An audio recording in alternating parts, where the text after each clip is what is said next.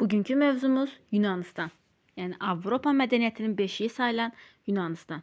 Yunanistan Avropada, yəni Balkan yarımadasının cənubunda yerləşir. Yəni xəritə üzərində baxsaq, Balkan yarımadası, Balkan yarımadasının isə cənubunda Yunanistan yerləşir. Yunanistan cənubda Aralıq, qərbdə İon, şərqdə isə Egey dənizi ilə əhatə olunmuşdur. Əhalisi əsasən əkinçilik, maldarlıq və balıqçılıqla məşğul olurdu. Yunanistanı təbiət üç hissəyə bölür. Şimali Yunanistan, Orta Yunanistan və Cənubi Yunanistan, yəni Peloponnes yarımadası. Şimali Yunanistanla Orta Yunanistanı bir-birindən Fermopil keçidi ayırır. Hansı ki, bu keçiddə həm də bir Fermopil döyüşü baş verəcək. Deməli, Yunanistan harada yerləşir? Balkan yarımadasının cənubunda. Balkan yarımadasının cənubunda Yunanistan, cənubda Aralıq dənizi, qərbində İon, şərqində isə Egey dənizi ilə əhatə olunmuşdur. Burasını dəqiq bildikdən sonra baxaq Avropada yaranmış ilk quldar dövlət, ilk mədəniyyət Krit mədəniyyəti. Eradan əvvəl 3-cü minilliyin birinci yarısında Avropada ilk dövlət Yunanistanın adası olan Kritdə meydana gəlmişdi. Yəni xəritə üzərində baxsaq, Krit adası. Yəni Avropada ilk dövlət Krit adasında meydana gəlmişdi. Burada insanlar əkinçilik, maldarlıq, balıqçılıqla məşğul olur, gəmiçiliklə məşğul olurdular. Ona görə də böyük limanları var idi. Krit mədəniyyətinin yaranmasına şərq mədəniyyətinin təsiri də böyük olmuşdu ki, bunlar tuncdan silah, qızıldan bəzək əşyaları hazırlayırdılar. Möhtəşəm saraylar inşa edirdilər ki, bu saraylardan biri də Knos sarayıdır. Möhtəşəm saraylar inşa edirdilər. Bu sarayların biri də Knos sarayıdır ki, hansı ki Yunanistanın Harappalılar kimi, Misirlilər kimi özlərinə məxsus yazıları olmuşdu. Yəni Krit mədəniyyətini götürsək, Mikena mədəniyyəti, Misirliləri, Şumerlər oxşar olaraq hər birinin özlərinin yazıları olmuşdu. Krit mədəniyyəti Yunanistanın cənubu olan Misir, Finikiya, Babil ilə ticarət əlaqələri saxlayırdılar. Yəni Krit mədəniyyəti həm Misir, həm Finikiya, həm də Babillə ticarət əlaqələri aparırdılar. Buna baxmayaraq 2-ci minilliyin ortalarında Kritə yaxın adada baş verən vulkan püskürməsi nəticəsində Krit mədəniyyəti məhv olmuşdu. İndi baxacağıq Krit mədəniyyətinin təsirlə yaranmış növbəti bir mədəniyyət. Həm də bunu da deyək ki, Krit mədəniyyətində insanlar freskalar, yəni xam mala üzərində çəkilmiş şəkillərdən istifadə edirdilər. Freskalardan nə deməkdir? Divarda xam suvaq üzərində çəkilmiş şəkillər. Freskalardan istifadə edirdilər. Digər bir mədəniyyət, Krit mədəniyyətinin təsiri ilə Peloponnesdə, yəni Cənubi Yunanistanda Mikena mədəniyyəti yaranmışdı. Mikena mədəniyyəti Peloponnes yarımadasında yaranmışdı. Krit mədəniyyətinin təsiri ilə yaranmışdı. Yəni Mikena şəhərində yaşayan Axey Yunan tayfaları Krit mədəniyyətindən çox şey mənimsəmişdilər. Onlar hündür təpə üzərində ucaltdığı Akropol, yəni yuxarı şəhər, Şah sarayı və adlı sanlı adamların evləridir. Yuxarı şəhər nə deməkdir? Akropol, yəni adlı sanlı adamların evləri. Krit mədəniyyətindən fərqli olaraq Mikena mədəniyyətində sərdabələr inşa edirdilər.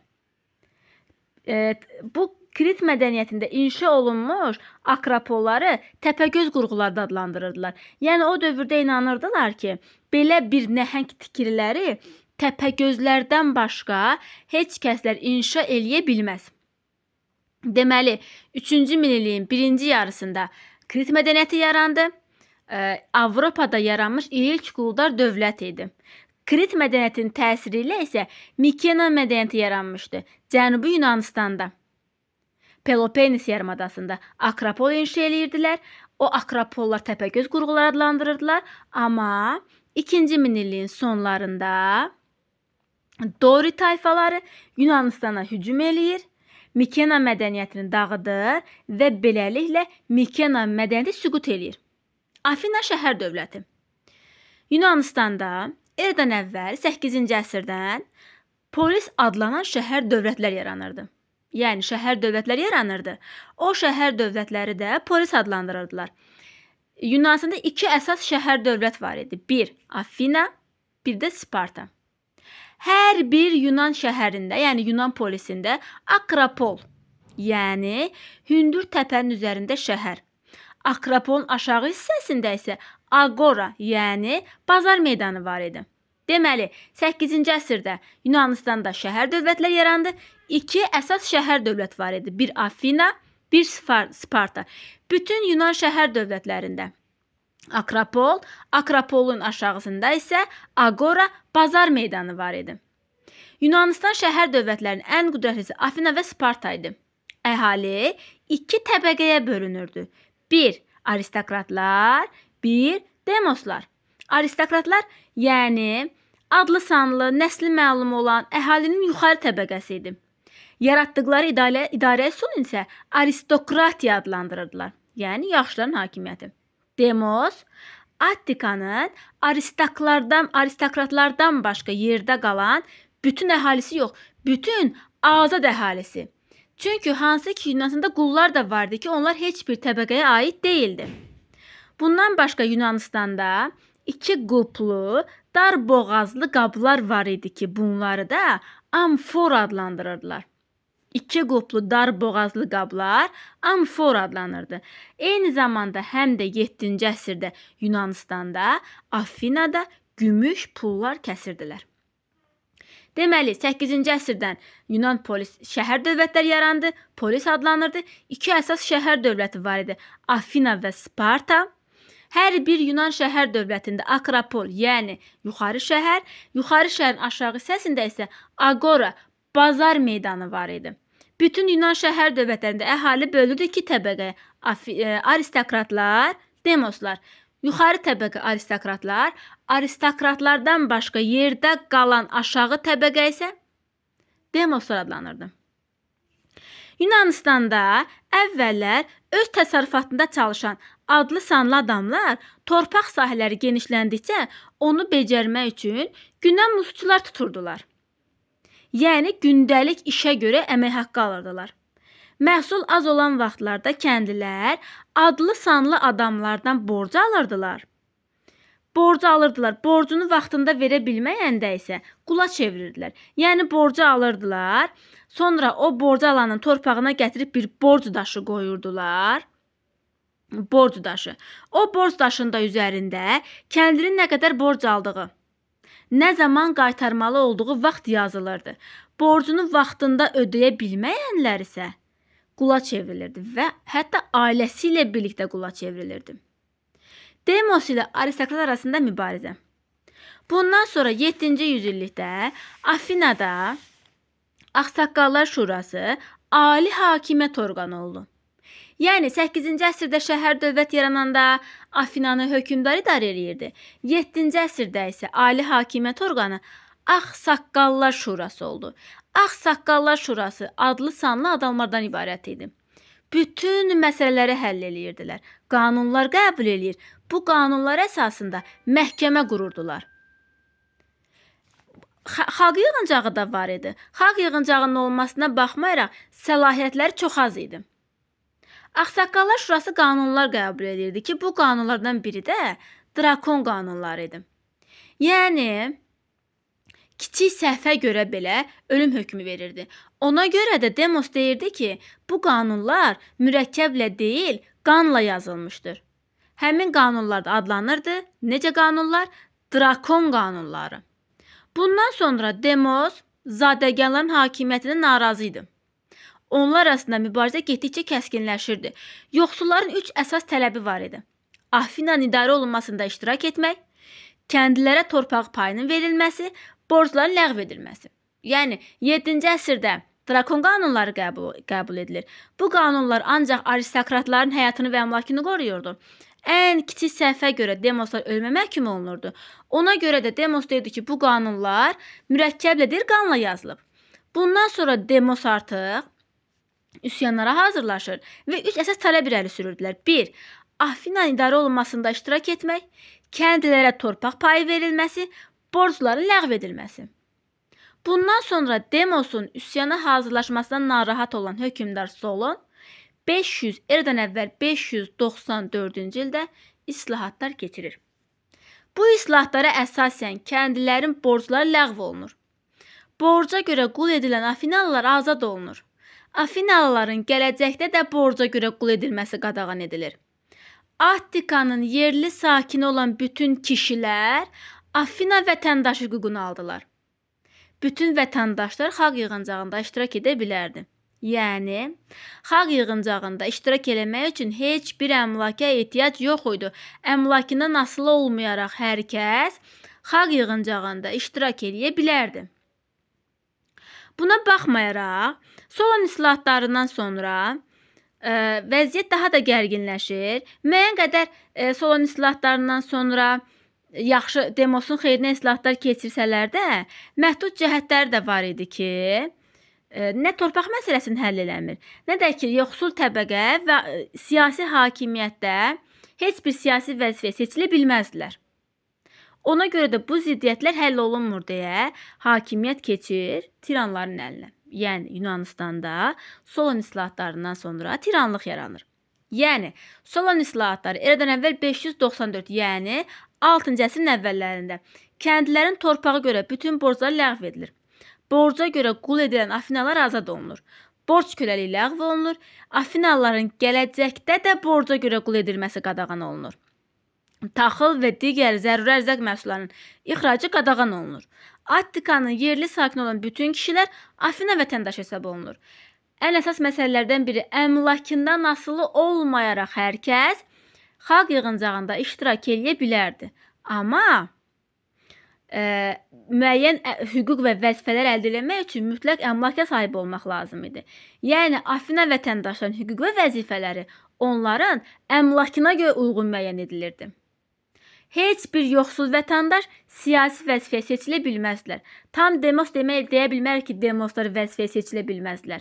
Demosların yuxarı təbəqəsi də var idi. Ona görə deyirik ki, yoxsul təbəqələr, aşağı təbəqə siyasi vəzifəyə seçilə bilməzdi. Ona görə də ziddiyyətlər həll olunmur, tiranlıq yaranır. Aristokratlardan birinin zorla hakimiyyəti ələ keçirməsi adlanır tiranlıq. Tiranları dəstəkləyirdi yeni varlılar, yoxsullaşmış kəndlilər. Lakin tiranlıq Yunanlıların qanunun aliliyi düşüncəsinə zidd idi. Ona görə Afinada 6-cı əsrin sonlarında üsyan olur, tiranlıq devrilir və 6-cı əsrin sonlarında xalq yığıncağı ali hakimiyyət orqanı olur. Bundan sonra artıq xalq yığıncağında qanunları müzakirə etmək, qəbul etmək səlahiyyətləri verilir. Həm də elə bu dövrdən, yəni 6-cı əsrin sonlarından Afina xalq yığıncağında ordu və donanmaya başçılıq etmək üçün strategilər seçilməyə başlayır. Ordu və donanmaya başçılıq eləmək üçün strategilər seçilməyə başlayır. Eradan əvvəl 6-cı əsrin sonlarında. İndi baxacağıq Sparta şəhər dövlətinə. 2-ci minilliyin sonunda Dorilər Cənubi Yunanistana hücum eləyir, Lakonika vilayətini işğal eləyir və Sparta şəhərinin əsasını qoyurlar. Burada diqqətli olmaq lazımdır. Sparta şəhəri yaranır 12-ci əsr, yəni 2-ci minillikdə şəhər dövlət olur 8-ci əsrdə, eradan əvvəl təbii ki, yəni 1-ci minillikdə. Deməli, 2-ci minilliyin sonlarında Dorilər Yunanistana, Peloponnes yarımadasına hücum eləyir, Lakonika vilayətini işğal eləyir, Sparta şəhərinin əsasını qoydular, Messeniya vilayətini tutub, əhalisini qula çevirdilər. Bunu da deyək ki, Spartada qullar Hiros adlandırırdılar. Mikena mədəniyyətini məhv etdilər. Afina ilə eyni vaxtda Spartada 8-ci əsrdə şəhər, dövlətlər yarandı. Sparta şəhər dövləti. Şəhər yarandı 2-ci minillik, 12-ci əsr. Dövlət yarandı, şəhər dövləti, 8-ci əsr. Sparta şəhər dövləti idarə etməsinə baxsaq, 2 hökümdar, Ağsaqqallar Şurası, xalq yığıncağı tərəfindən idarə olunurdu. Yəni, hökümdarlar müharibə vaxtı orduya rəhbərlik eləyirdi. Ağsaqqallar Şurası qərarları hazırlayır, səs vermək üçün xalq yığıncağına təqdim eləyirdi. Xalq yığıncağı isə qanunları səs vermə yolu ilə qəbul eləyirdi. Peloponnesin Spartalılar Afinalılardan fərqli olaraq koloniyalar yaratmırdılar.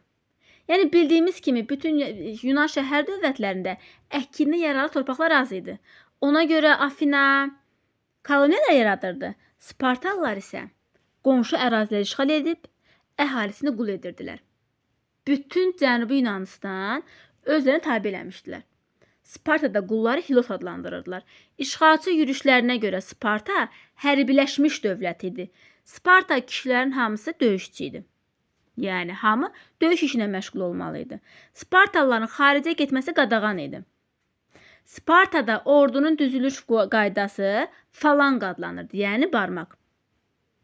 Ordunun əsasını ağır silahlı piyadalar təşkil edirdi. Ümumi götürəndə Spartalılarda qanunla qadağan edilmişdi. Hərbi işdən başqa digər işlərlə məşğul olmaq, fəlsəfə, ədəbiyyat, incəsənət öyrənmək, xaricə səfər etmək qadağan idi. Qısa götürəndə lakonik danışıq və lakonik danışıq Spartalılara aiddir. Yəni qısa danışmaq lazım idi. Qalxanla və yaxud da qalxanın üstündə. Yəni nə deməkdir? Qalxanı itirmək rüsvayçılıq, döyüşdə mərdliklə həlak olmuş isə qalxanın üstündə gətirməli idilər. İndi baxacağıq. Belə, yəni lakonik danışıq Spartaya aiddir. Bir də ki, hərbiləşmiş dövlət idi, ancaq hərbi işlə məşğul olurdular. Yunan koloniyaları. Demos ilə zadəganlar arasında şiddətli mübarizə, eləcə də Yunanistanda əkinə yararlı torpaqların azlığı bir çoxlarını ölkədən çıxıb getməyə məcbur etdi. Yəni, belə ümumi götürəndə Yunanlıların koloniya yaratmalarının səbəbi 1. Ticarətin inkişafı, 2. Əhalinin sayının artması, 3. Əkinə yararlı torpaqların azlığı, 4. Demos ilə zadəgan arasında mübarizə. Koloniyaları əsasən yaradırdı torpaqsız kəndlilər, varlanmaq istəyən sənətkar və tacirlər. Ona görə də eradan əvvəl 8-6-cı əsrlərdə Qafqazdan İspaniyaya qədər olan dəniz sahillərində Yunan koloniyaları meydana gəldi. Yunan koloniyalarının hər biri ayrıca şəhər dövlət idi. Özlərini ellinlər, vətənlərini Ellad adlandırırdılar. Ümumi dil, adət-ənənə, din və yazı onları birləşdirirdi. Yunan koloniyaları yaranır deyə artıq Yunanlar öz ideyalarını, öz mədəniyyətlərini Aralıq dənizinin sahillərinə qədər genişləndirmişdilər.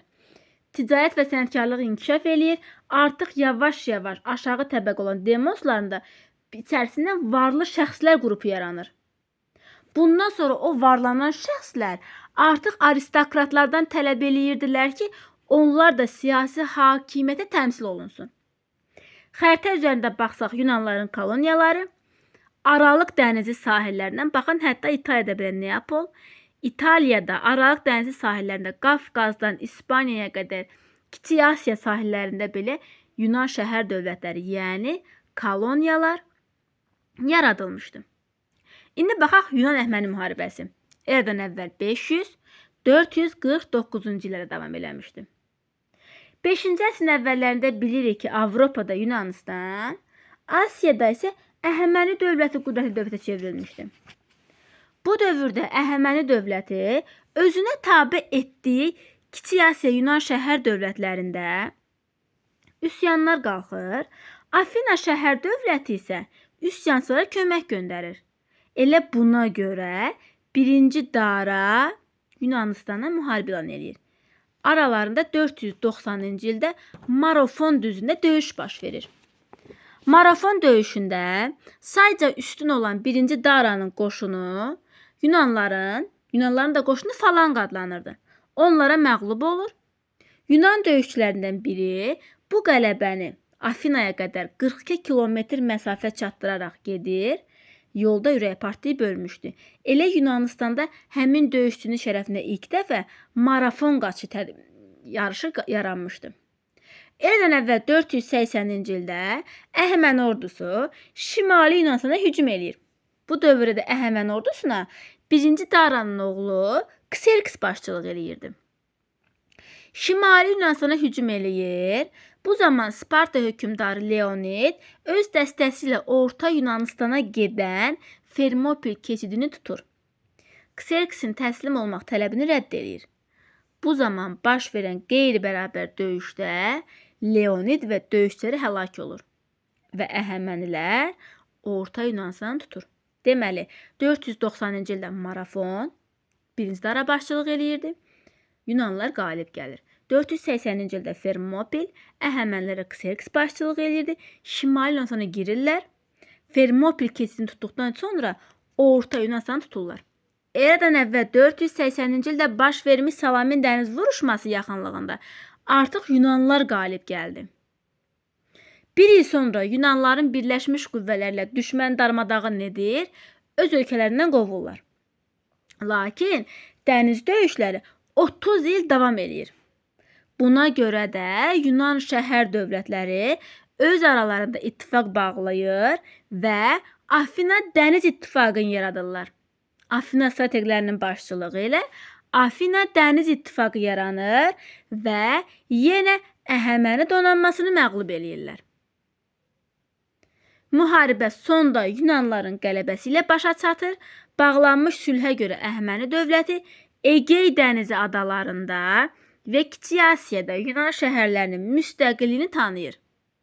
Eyni zamanda Əhəmənilərin Egey dənizində hərbi donanmasını üzməyə qadağan olunur.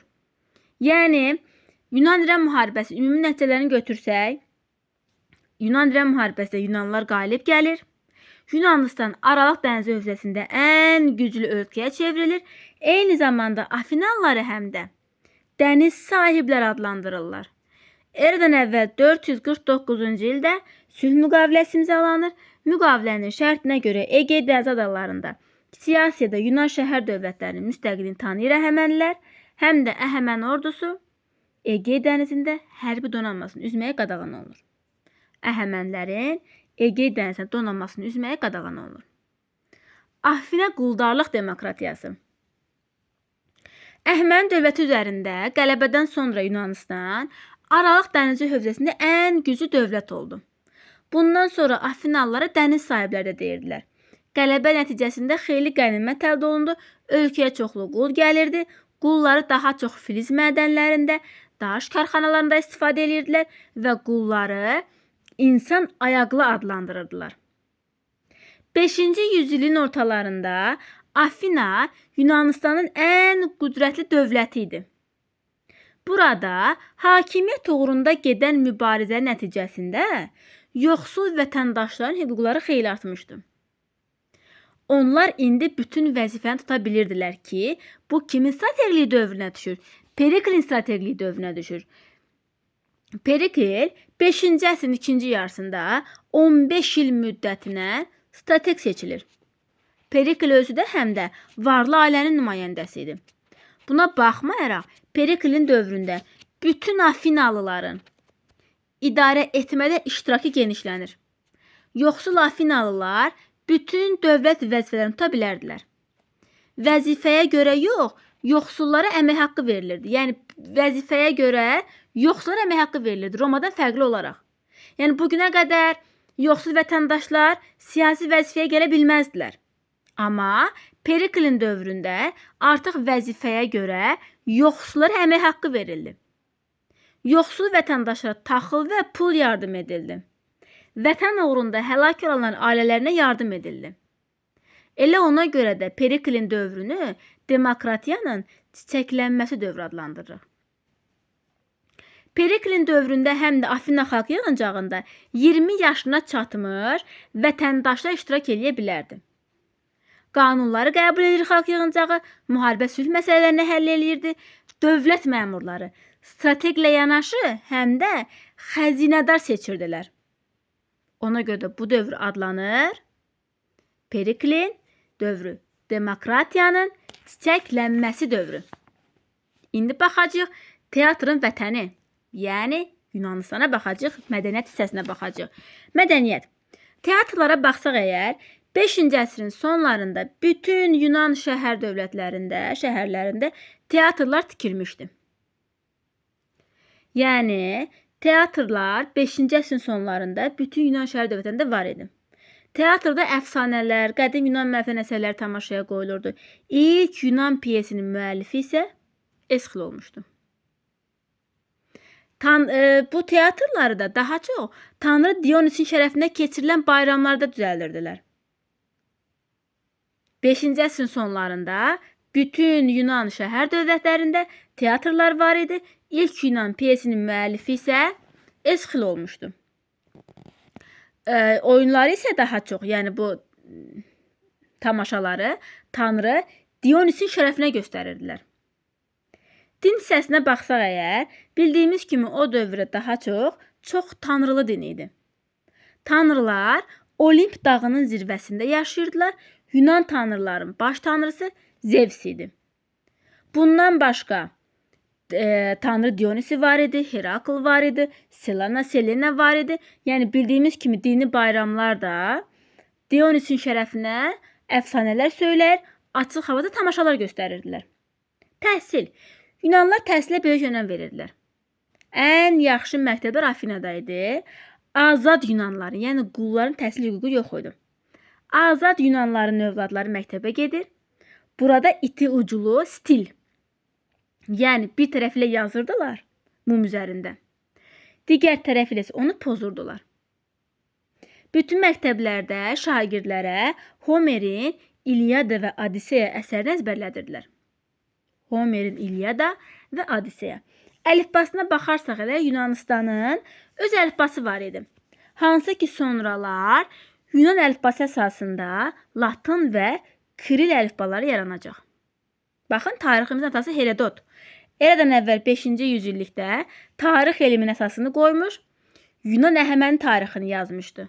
Onun tarix kitabı Yunanistan, Ön Asiya, Misir və Azərbaycanın qədim tarixini öyrənmək üçün ən qədim mənbədir. Ona görə də Herodotu tariximizin atası adlandırırlar. Aristotel.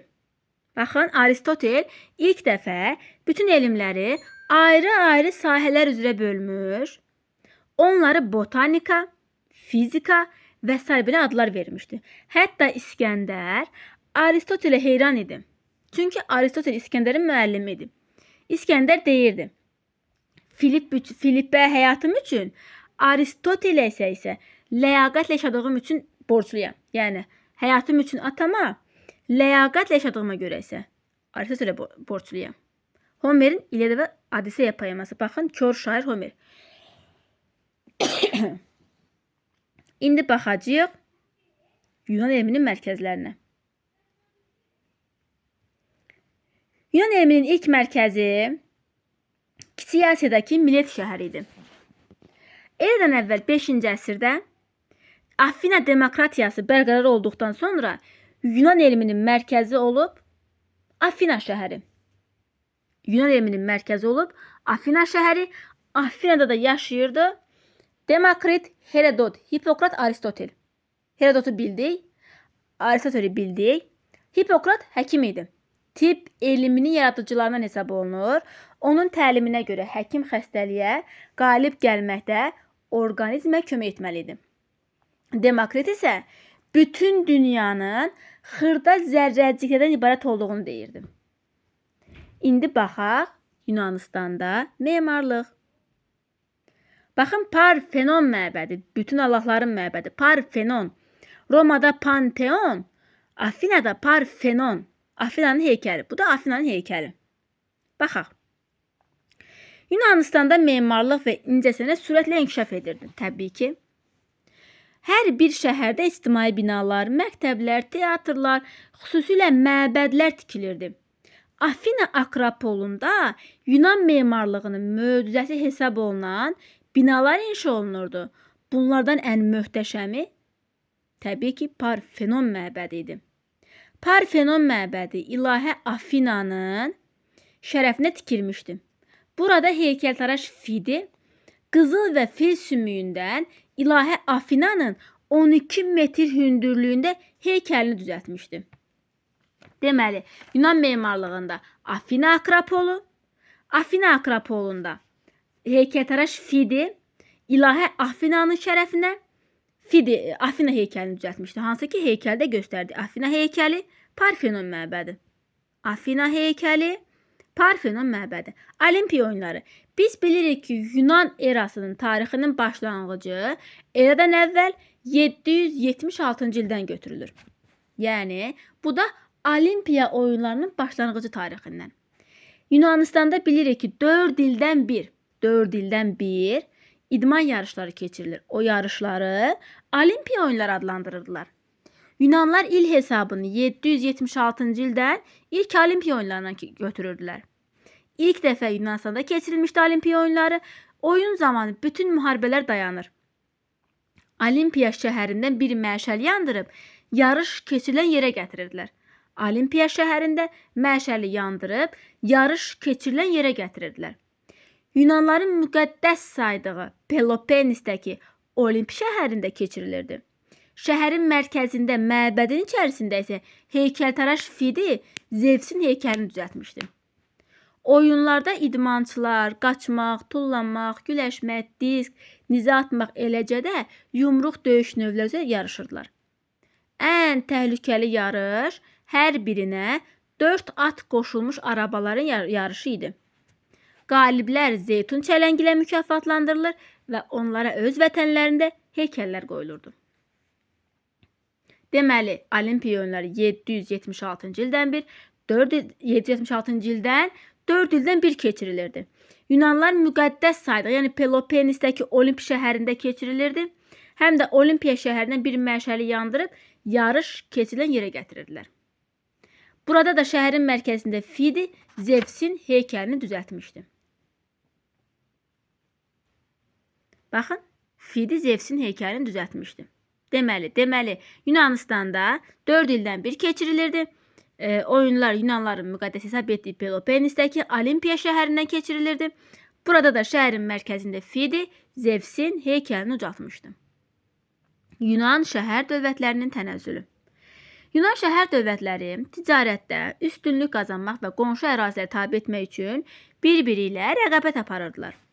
Yunanistanda ağalıq etmək uğrunda mübarizədə Afina ilə Sparta xüsusilə seçilirdi. Onların arasında eradan əvvəl 431-ci ildə başlanan müharibə fasilələrlə 404-cü ilə qədər davam edir. Yəni 431-404-cü illərdə Afina-Sparta müharibəsi. Bu müharibədə Sparta qalib gəlir, Afina dəniz ittifaqı ləğv edilir. Müharibələr Yunanistanın təsərrüfat həyatına böyük zərbə vurdu.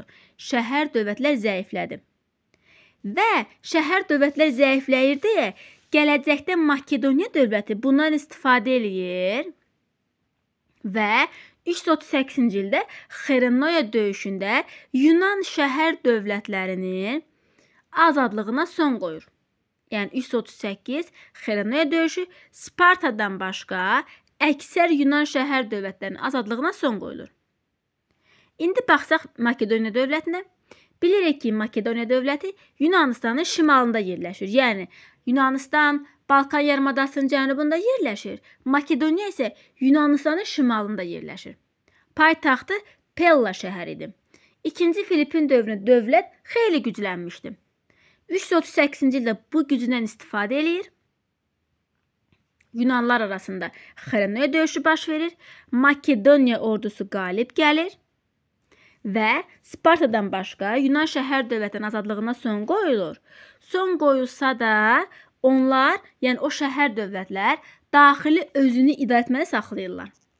Bu döyüşdə Makedoniyalı İskəndər ilk dəfə bir sərkərdə kimi öz məharətini göstərmişdi. Yəni Xerenoya döyüşü İskəndərin hakimiyyət illərinə aid deyil.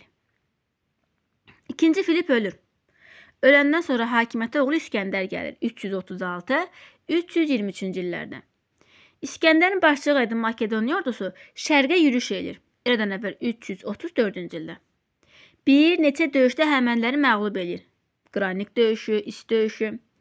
Bundan sonra Əhəməni hökmdarı 3-cü Dara ordusunu ona qalib gəldikdən sonra Suriya, Fələstin, sonra Misir. Yəni ilk öncə Suriya, Fələstin, daha sonra Misiri tutur, həm də Misiri döyüşsüz, müqavimətsiz ələ keçirir. Hətta kahinlər İskəndəri Firon və ya Tanrı adlandırırdılar. Misirdən qayıdan İskəndər Mesopotamiyaya gəlir. Burada Mesopotamiyanın şimalında 331-ci ildə Qavqamela döyüşündə 3-cü Daranı məğlub eləyir. Döyüşdən qaçan 3-cü Dara 30-cu ildə, yəni eradan əvvəl 330-cu ildə öldürülür. Bundan sonra 330-cu ildə Əhəmənilər dövləti süqut eləyir. 327-ci ildə İskəndər Hindistana yürüş edir. Hindistanın şimal-qərbini tutur. Tutsa da geri çəkilmişdi. Çünki həm əhali güclü müqavimət göstərir, həm də əskərlər yorulub qüvvədən düşmüşdü. Bundan sonra İskəndərin bu qədər işğalından sonra artıq Makedoniya dövləti çevrilir olur imperiya. Yəni böyük bir imperiya oldu. Hətta Hind çayına qədər belə uzanırdı. İmperiyanın paytaxtı isə oldu Babil şəhəri. Böyük bir imperiya, imperiyanın paytaxtı Babil. Makedoniya dövlətinin paytaxtı Pella, imperiyanın paytaxtı Babil. Eradan əvvəl 323-cü ildə İskəndər vəfat etdi. Onun ölümündən sonra yaratdığı imperiya bölündü. Misir, Suriya, Makedoniya padşahlığına. Baxın, xəritə üzərində baxsaq.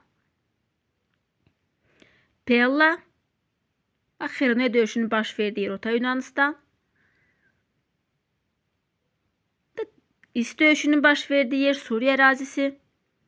Qavqamela döyüşünün baş verdiyi yer Şimali Mesopotamiya, Mesopotamiyanın şimalı yəni. Burada Babil, Makedoniya dövlətinin paytaxtı, imperiyasının paytaxtı. Dövlətin paytaxtı Pella, imperiyanın paytaxtı Babil. Qavqamela baş verib Mesopotamiyanın şimalında. Ellim mədəniyyəti. Bilirik ki, İskəndər öz hakimiyyətini möhkəmləndirmək məqsədi ilə işğal etdiyi ölkələrdə yeni şəhərlər salır, orada Yunan və Makedoniya döyüşçülərindən ibarət dəstələr təşkil edirdi. Yunanistandan köçüb gələnlərin hesabına bu şəhərlərin əhalisi artırdı. Belə şəhərlərin çoxu İskəndəriyyə adlanırdı. İskəndərin imperiyasının parçalanması nəticəsində yaranan dövlətləri sərkədələr idarə edirdi. Onlar vilayətləri idarə etmək üçün Yunan və Makedoniyalılardan məmurlar təyin edirdilər. Yerli əhalidən olan quldarlar Yunanlılara oxşamağa çalışır, onların dilini öyrənir, adətlərini qəbul edirdilər. Beləliklə, şərq ölkələrində Ellim mədəniyyəti yayılırdı. İskəndər tərəfindən Nilin deltasında salınmış şəhərlərin biri də İskəndəriyyə şəhəridir. Sonradan Misir padşahlığının paytaxtına çevrilmişdi. Aralıq dənizi ətrafında ən böyük şəhər idi. Şəhərin qarşısında adada hündürlüyü 140 metr olan mayak tikilmişdi. Bu mayak limana gələn gəmilərə yol göstərirdi. İskəndəriyyənin bazarlarında Avropa, Asiya, Afrikadan gətirilmiş mallar satılırdı. Hətta İskəndəriyyənin kitabxanasında Yunanistandan və şərq ölkələrindən gətirilmiş çoxlu elmi əsərlər toplanmışdı.